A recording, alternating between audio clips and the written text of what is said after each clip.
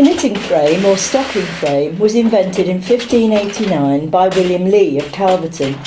It's a manually operated machine requiring the operator to use both hands and both feet. We're here in the framework knitting workshop of Martin Green, one of the last framework knitters left in Leicestershire, to see him working on one of these historic machines.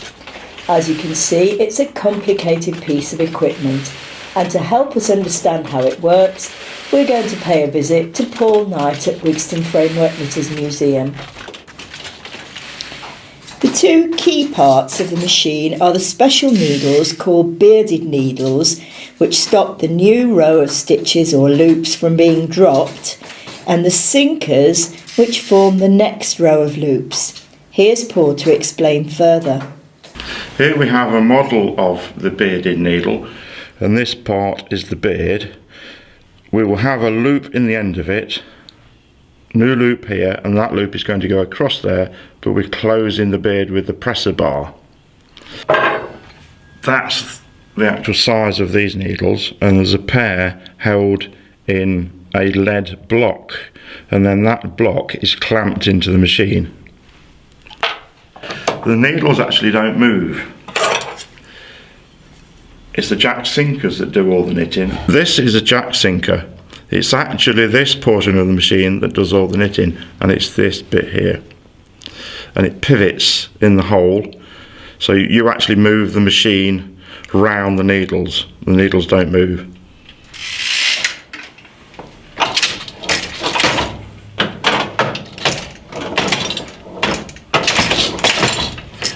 So that's how you framework knit, and we'll just do it slowly just to show you what's happening.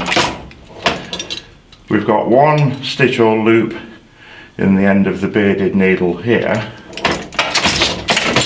That's now at the back of these things, which are called sinkers. So we're going to take the yarn across and drop every second sinker. So that forms a loop over every pair of needles. Now we're going to drop the rest of the sinkers. So now there's a loop over every single needle. That new loop is now pushed forward under the beard with the old loop at the back.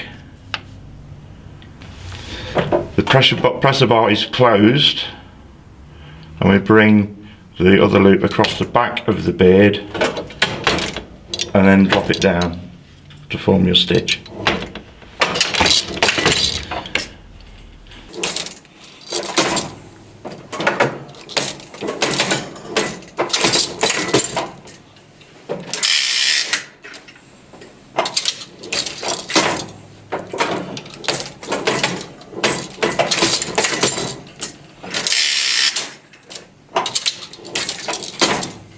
Here we have the 4 pedals in the machine. The first one is the sink pedal. That will drop all of the sinkers down past the needles. The 2 outer wooden pedals are to take the yarn carrier backwards and forwards across the needles. The middle one is the presser bar, which will close all of the needles.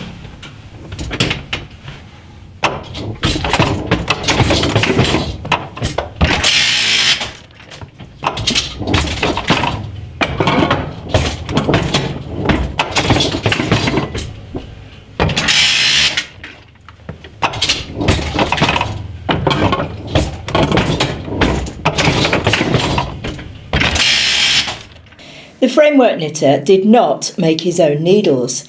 These had to be bought in, but he did make the lead blocks which allow the needles to be clamped into the knitting frame.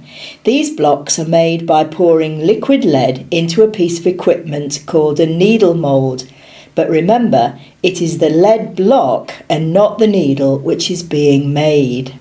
This is a needle mould. The needles which are bought locally are placed into the machine. The lead's not there yet.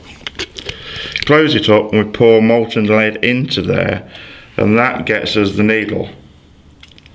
And it's the lead portion that is clamped into the machine. We're now going back to Martin Green's workshop for him to explain one of the developments of the knitting frame which helps the knitter to make more complicated designs. He'll also be explaining one of the shortcuts that an experienced knitter can use.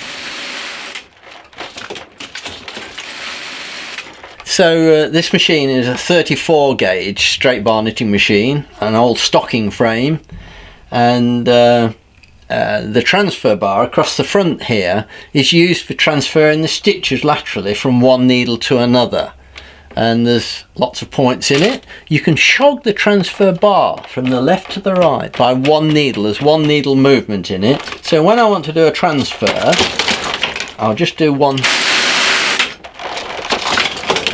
That's a knitting row. When I want to do a transfer, I push the bar in, pick a stitch up, shog it across to the left and put it back on that needle and to do a second stitch. And then when I knit the next four,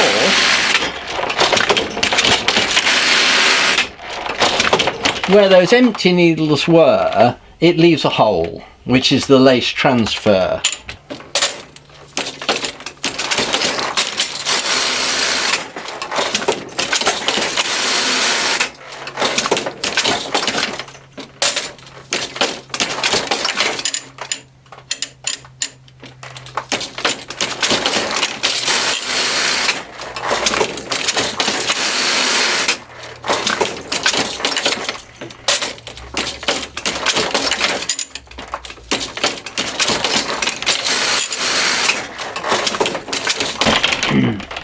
So the normal procedure on these machines is to divide after you've drawn the stitch. So you draw on the stitch with the jack sinkers, which is that bit there, and then it's normal to push the dividers down and to halve the size of the loop, pull it underneath the beard, shut the beard and pull the stitch over the top.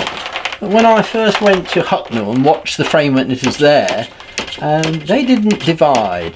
What they did was to draw the loop and then to sit the sinkers on the top of the loop, pull that undivided loop underneath the beard, shut the beard, and then as they pull the stitch over the top, at that point they divided the stitches. And it cuts out one movement in the knitting cycle and obviously saves them a few seconds on each one.